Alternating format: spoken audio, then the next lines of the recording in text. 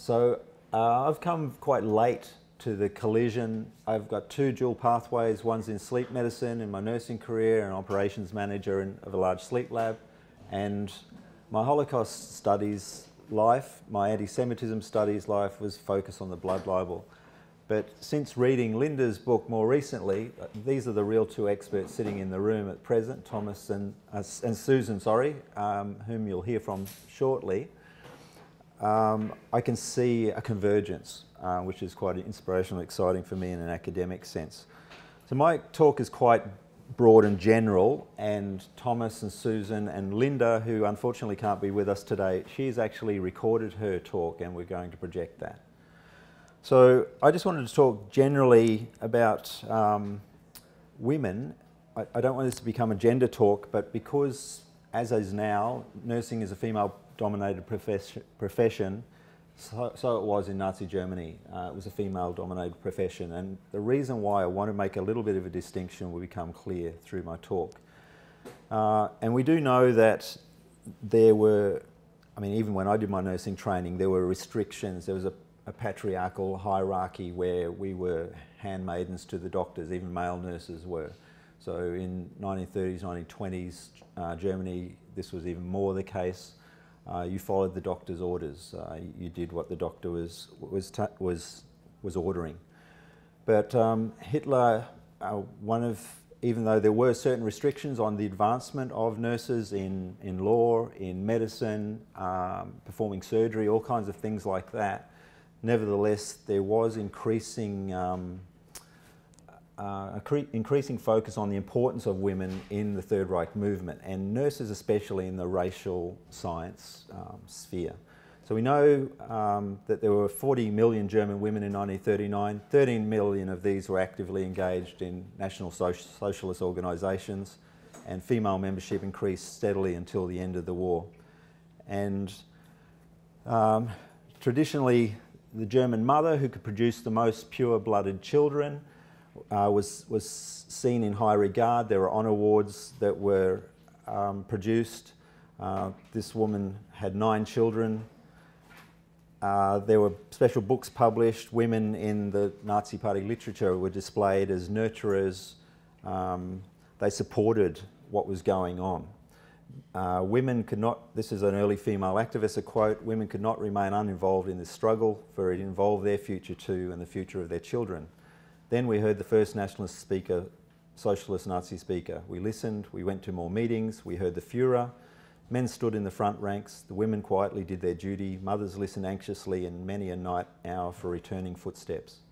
Many a woman peered through Berlin's dark streets looking for her man or her son who was risking his blood and his life in the struggle against subhumanity. Many a leaflet was folded so that stormtrooper men could leave it in a mailbox. Many a valuable hour was spent in SA kitchens and rooms. Money was always being collected. The new faith was passed from mouth to mouth. No path was too long, no service for the party too small. Books endorsing Adolf Hitler that were meant to be taught by mothers. Interestingly, this one has depictions of nurses.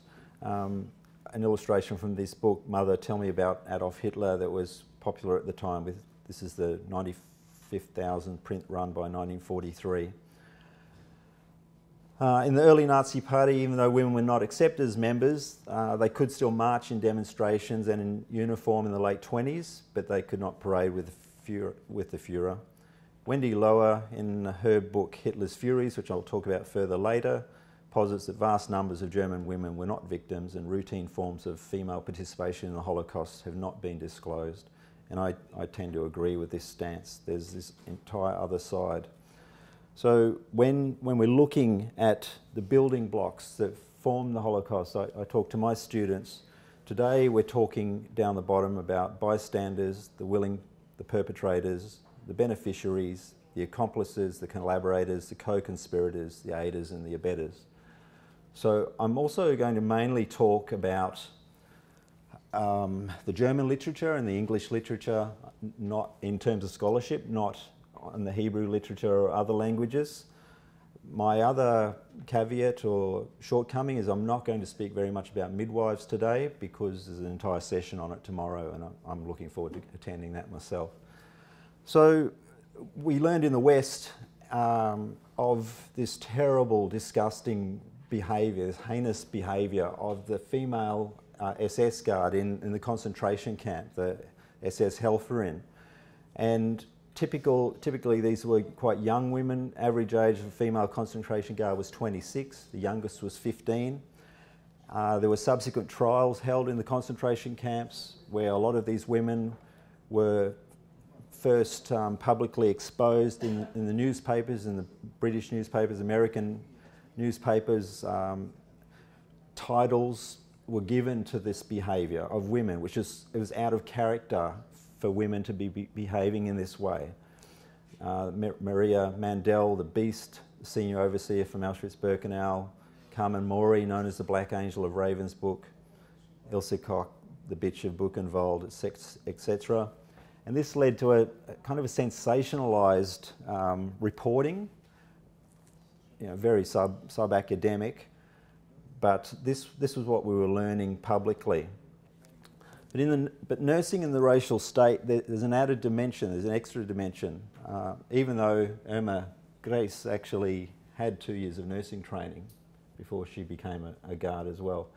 But nurses were instrumental in fulfilling the Nazi racial and eugenic aspirations in terms of that they were the frontline healthcare personnel, they acted as advocates for racial health, they facilitated the preservation and growth of pure-blooded Germans, they counselled people about race hygiene and hereditary diseases, they were involved in segregation, sterilisation, eventually eradication of racially inferior. They conducted within a scientific and medicalised model that had become infused with Nazified theory.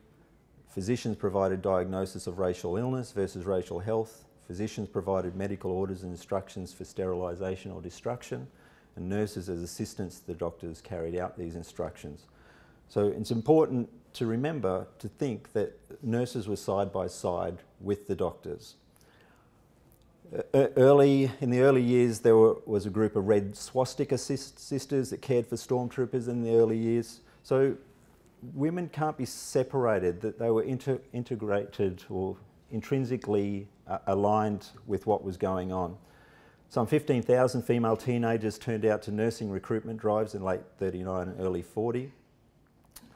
And the prevalence that was reaching the popular mind in such publications as Gestürme here, this is from 1943, but just focus on this illustration. It's quite a famous illustration in terms of racial theory being popularly produced. You can see little Stars of David here under the microscope. Infectious Germs is the title, and with the phrase underneath, with his poison, the Jew destroys the sluggish blood of weaker peoples so that a diagnosis arises of swift degeneration. With us, however, the case is different. The blood is pure and we are healthy.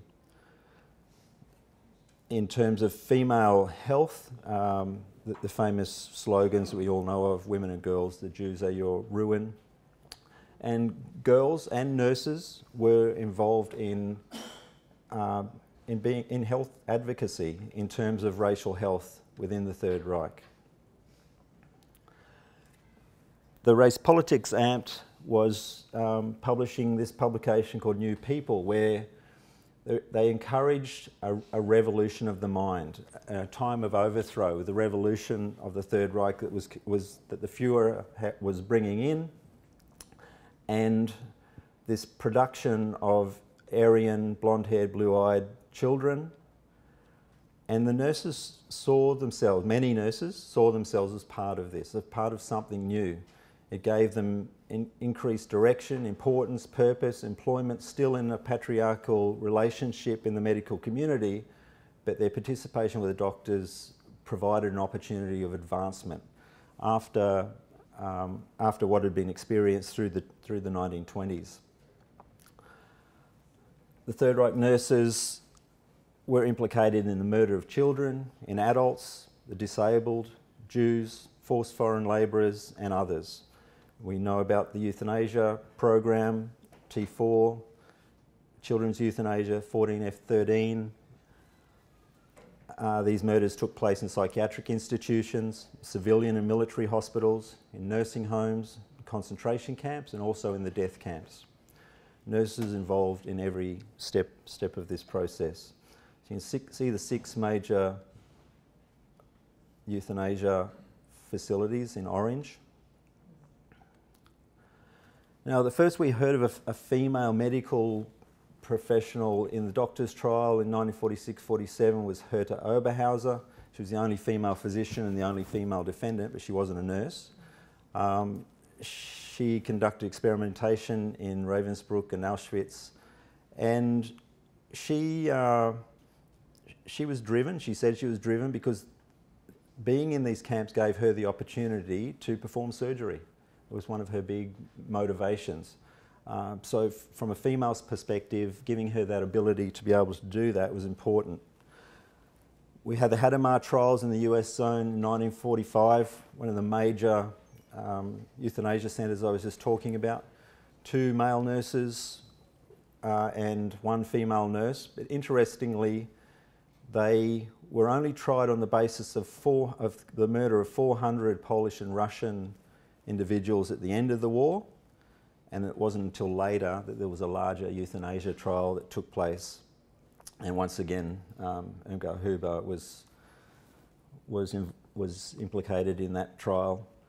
First state trial in Berlin, state court in Berlin in March 1946 was another facility, and Susan's going to talk about this case in much more detail.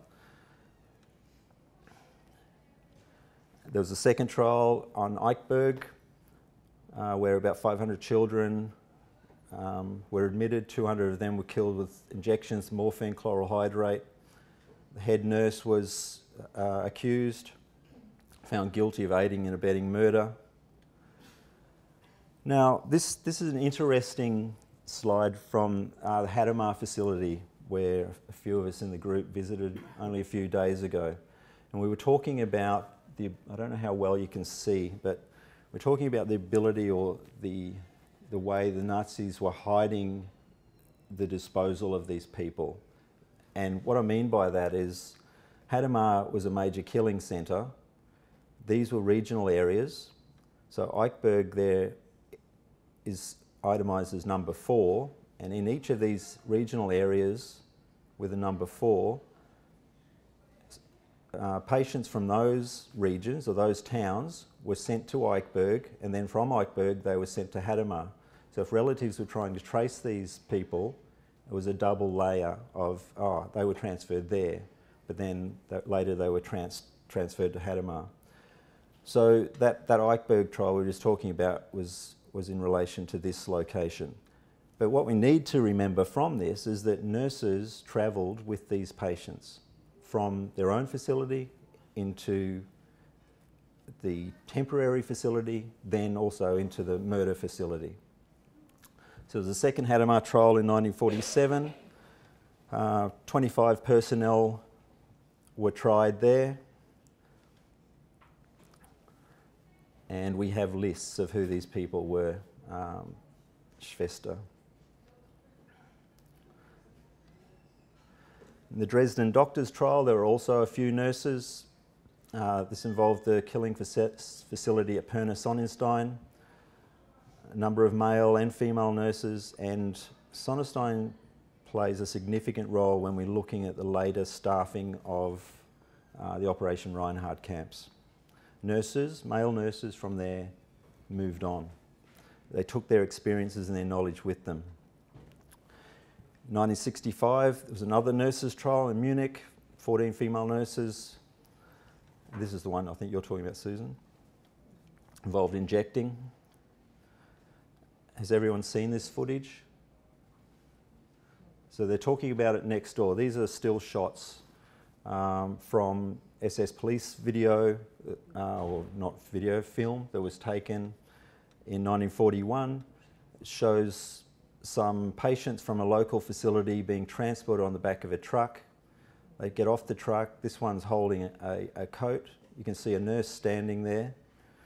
The patient drops the coat.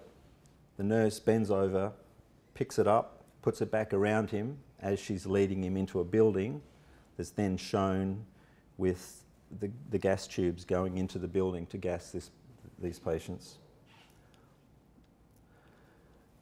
Then the various death camp trials, 1963 to 70, Belzec, Sobibor, Treblinka, also Auschwitz. Amongst those that were tried were a significant number of nurses. So these people escorted patients on transport buses. Patients were well known to the nurses who killed them. The nurses viewed gassing through peepholes in the doors, administered lethal injections, helped patients consume drinks laced with lethal doses of drugs, systematically starved patients to death, systematically facilitated exposure in conditions that would knowingly lead to the death of the patient, acted when necessary as stokers or crematoria or grave diggers, and facilitated mass murder of Jews in the Reinhard camps. In the trial testimony, which is always very problematic, they said they were following orders of the Fuhrer. They respected and treasured the orders of the doctors unconditionally, the gods in white coats. They swore to a code of secrecy. They had a fear of being sent to the concentration camp if they didn't participate. The males, though, didn't have to fight on the front. It was an easier to stay back at home and kill.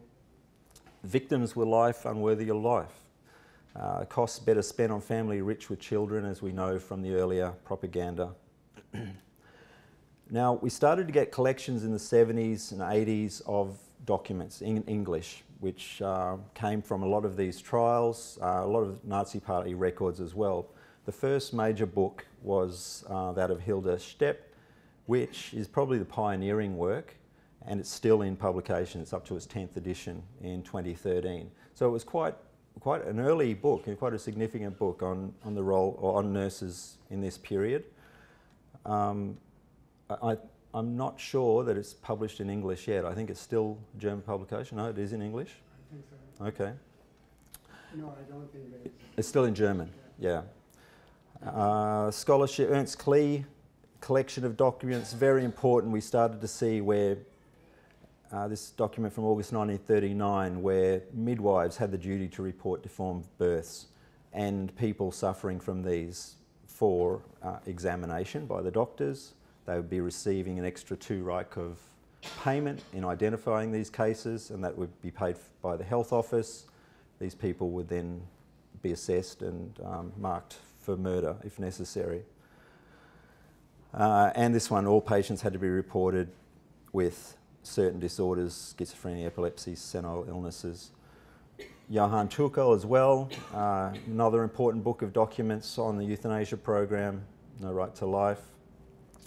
And then, 45 years after the trials, we start to finally get historical scholarship on the trials in German, and Michael Burley's book in 1994 on nursing personnel in asylums.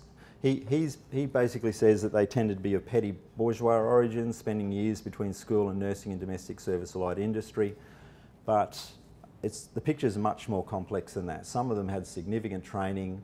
Some of them have been nurses for 16 years and still participated. And we're learning more and more about this. Other document collections that came through. Henry Friedlander's book, I think, was quite groundbreaking. He provides good profiles of numbers of female nurses and the male nurse profiles, especially of those that were in the Operation Reinhard killing centres. He says, when all is said and done, we are still unable to grasp the reasons that seemingly normal men and women were able to commit such extraordinary crimes. Neither ideology nor self-interest is a satisfactory explanation for such behaviour. Those killers belonged to that time and place. They could see how their actions affected real human beings. They understood the consequences of their deeds. And he provides statistics on the various centres where nurses were key operatives.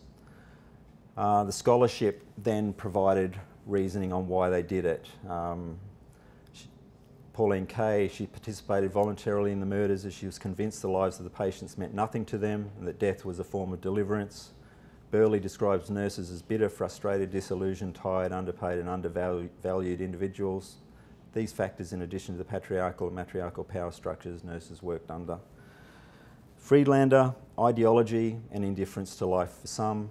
Others, he says, that was not the case. Further document collections. Coming into the last decade, this is a very good book by Michael Bryant. and most of these are in German. The role of nurse T4 at Perna Sonnenstein. Thomas's book, which he'll speak on very soon, and Hitler's Furies.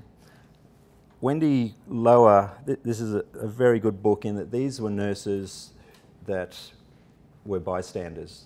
They took up the challenge of being able to travel, of going to the east with the soldiers and witness what was going on, especially Annette Schukking. And she went through her life, as I've said here, being haunted by the images of what she saw, and actually felt compelled to present her testimony of what she saw in two war crimes investigators. 2014, a few years ago now, Susan and Linda edited this book, a very good collection of essays if you're interested in looking at that book. This is another one that's looking at background of nurses and orderlies, especially in 2014.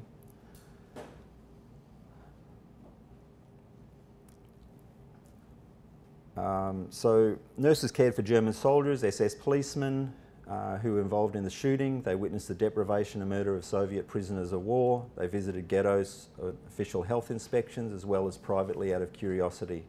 And Wendy Lower talks about a lot of these characters. Just very quickly, male nurses from the beginning were involved with this. This is a name of male nurses who commenced at Sonnenstein, the euthanasia facilities, then moved into action right-hand camps as SS. Won't go through the case studies, but Heinrich Gley was an important one, Henrik Maths. Nurses were also in Auschwitz. I was talking to Therese just earlier about this. This is a photograph taken from the opening of the new SS hospital in 1944, May 1944. And Irmfried Abel flanked by nurses in this photograph. Okay, I'll leave it at that. We can talk about future areas of research later. Okay, I'll leave it at that. Thank you.